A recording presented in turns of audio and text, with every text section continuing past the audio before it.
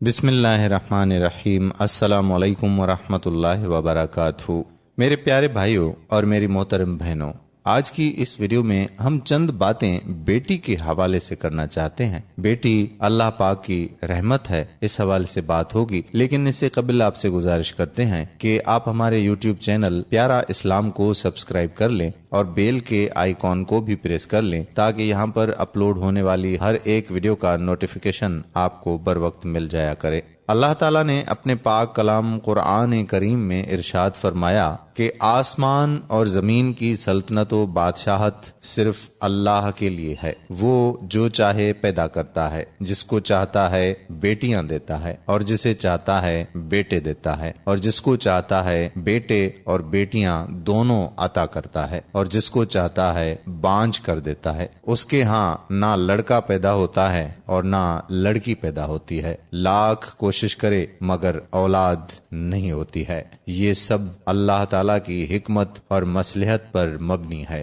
جس کے لیے جو مناسب سمجھتا ہے وہ اس کو عطا فرما دیتا ہے۔ بحوالہ سورہ شورى آیت نمبر 49-50۔ لڑکیاں اور لڑکے دونوں اللہ کی نعمت ہیں، لڑکے اور لڑکیوں دونوں کی ضرورت ہے۔ عورتیں مرد کی محتاج ہیں اور مرد عورتوں کے محتاج۔ اللہ تعالیٰ نے اپنی حکمت بالغہ سے دنیا میں ایسا نظام قائم کیا ہے کہ جس میں دونوں کی ضرورت ہے اور دونوں ایک دوسرے کے محتاج ہیں۔ اللہ کی اس حکمت اور مصلحت کی روشنی میں جب ہم اپنا جائزہ لیتے ہیں تو ہم میں سے بعض احباب ایسے نظر آئیں گے کہ جن کے یہاں لڑکے کی بڑی آرزوئیں اور تمنائیں کی جاتی ہیں۔ جب لڑکا پیدا ہوتا ہے تو اس وقت بہت خوشی کا اظہار کیا جاتا ہے، اور اگر لڑکی پیدا ہو جائے تو خوشی کا اظہار نہیں کیا جاتا، بلکہ بعض اوقات بچی کی پیدائش پر شوہر اپنی بیوی پر، اسی طرح گھر کے دیگر افراد عورت پر ناراض ہوتے ہیں، حالانکہ اس میں عورت کا کوئی قصور نہیں ہے۔ یہ سب کچھ اللہ کی عطا ہے،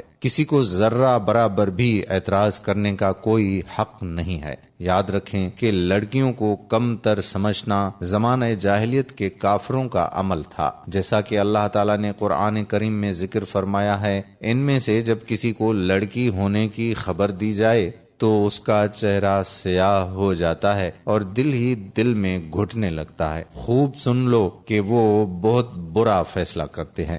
لہٰذا ہمیں بیٹی کے پیدا ہونے پر بھی یقیناً خوشی اور مسرت کا اظہار کرنا چاہیے۔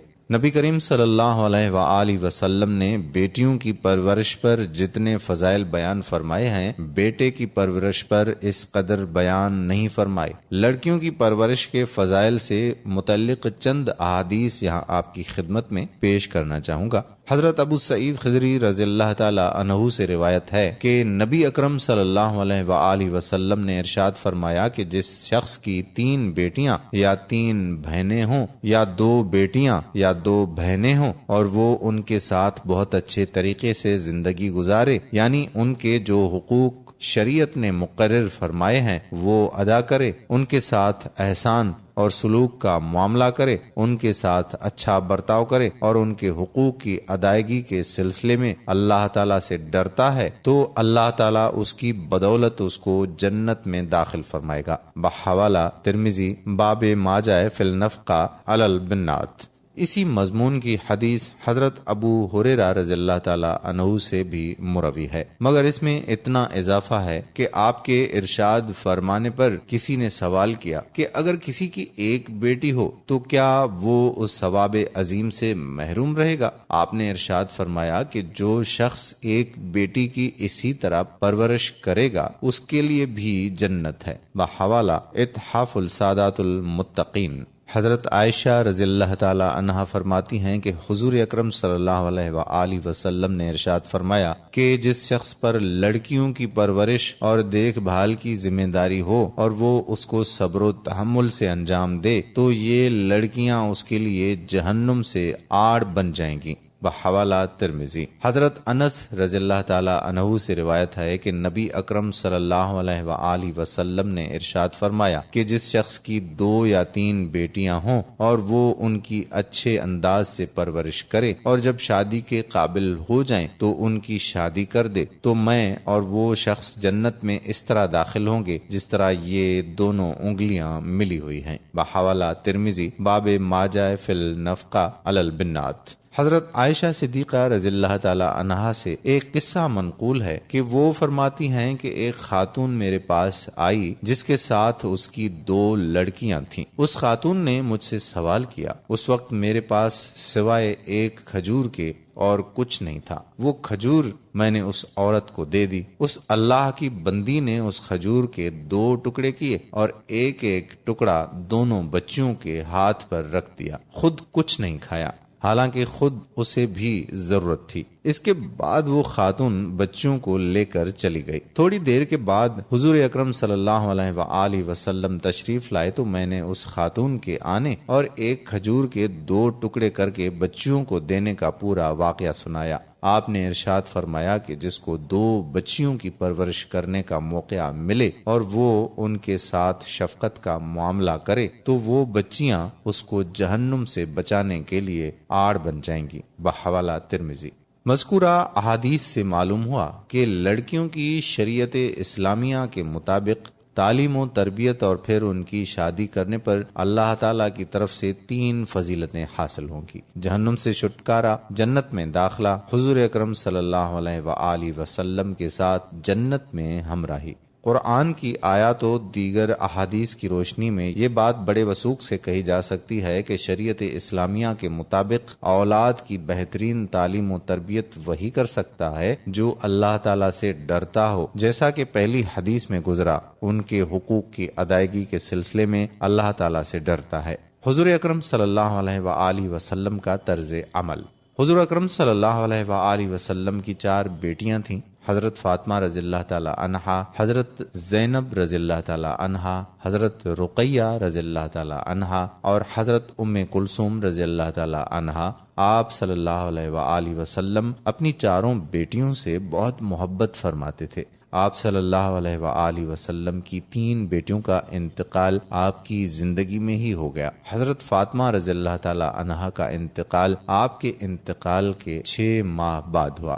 آپ کی 4 بیٹیاں جنت البقیع میں مدفون ہیں۔ حضور اکرم صلی اللہ علیہ وآلہ وسلم حضرت فاطمہ رضی اللہ تعالی عنہا کے ساتھ بہت ہی شفقت اور محبت کا معاملہ فرمایا کرتے تھے۔ نبی اکرم صلی اللہ علیہ وآلہ وسلم جب سفر میں تشریف لے جاتے تو سب سے آخر میں حضرت فاطمہ رضی اللہ تعالی عنہا سے ملتے، اور جب سفر سے واپس تشریف لاتے تو سب سے پہلے حضرت فاطمہ رضی اللہ تعالی عنہا کے پاس تشریف لے جاتے۔ دوستو، جہاں تک محبت کا تعلق ہے تو اس کا تعلق دل سے ہے اور اس میں انسان کو اختیار نہیں ہے، اس لیے اس میں انسان برابری کرنے کا مکلف نہیں ہے، یعنی کسی ایک بچی یا بچے سے محبت زیادہ کر سکتا ہے، مگر اس محبت کا بہت زیادہ اظہار کرنا کہ جس سے دوسرے بچوں کو احساس ہو، یہ منع ہے۔ اولاد کو ہدیہ اور تحفہ دینے میں برابری ضروری ہے، لہٰذا ماں باپ اپنی زندگی میں اولاد کے درمیان اگر پیسے یا کپڑا یا کھانے پینے کی کوئی چیز تقسیم کریں تو اس میں برابری ضروری ہے، اور لڑکی کو بھی اتنا ہی دیں جتنا لڑکے کو دیں۔ شریعت کا یہ حکم کہ لڑکی کا لڑکے کے مقابلے میں آدھا حصہ ہے، یہ حکم باپ کے انتقال کے بعد اس کی میراث میں ہے۔ زندگی کا قاعدہ یہ ہے کہ لڑکی اور لڑکے دونوں کو برابر دیا جائے۔ اگر ماں باپ کو ضرورت کے موقع پر اولاد میں سے کسی ایک پر کچھ زیادہ خرچ کرنا پڑے تو کوئی حرج نہیں ہے، مثلا بیماری، تعلیم، اسی طرح کوئی دوسری ضرورتیں ہوں تو خرچ کرنے میں کمی بیشی کرنے میں کوئی گناہ اور پکڑ نہیں ہے، لہذا حسب ضرورت کمی بیشی ہو جائے تو کوئی مضائقہ نہیں ہے۔ بیٹی کی شادی کے بعد بھی بیٹی کا حق میراث ختم نہیں ہوتا، یعنی باپ کے انتقال کے بعد وہ بھی باپ کی جائیداد میں برابر کی شریک ہوتی ہے۔ امید کرتے ہیں کہ ہماری آج کی یہ ویڈیو آپ کو ضرور پسند آئی ہوگی۔ پسندیدگی کا اظہار یہ ہے کہ آپ اس ویڈیو کو لائک کریں، اس ویڈیو کو شیئر کریں، نیچے دیے گئے کمنٹ باکس میں اپنے کمنٹس بھی تحریر کریں۔ جاتے جاتے آخری التجا کہ آپ ہمارے یوٹیوب چینل پیارا اسلام کو سبسکرائب کر لیں اور بیل کے آئیکن کو بھی پریس کر لیں تاکہ یہاں پر اپلوڈ ہونے والی ہر ایک ویڈیو کا نوٹیفیکیشن آپ کو بر وقت مل جایا کرے۔ آنے والی ویڈیو تک قادر کلہوڑوں کو اجازت دیجیے۔ اللہ حافظ۔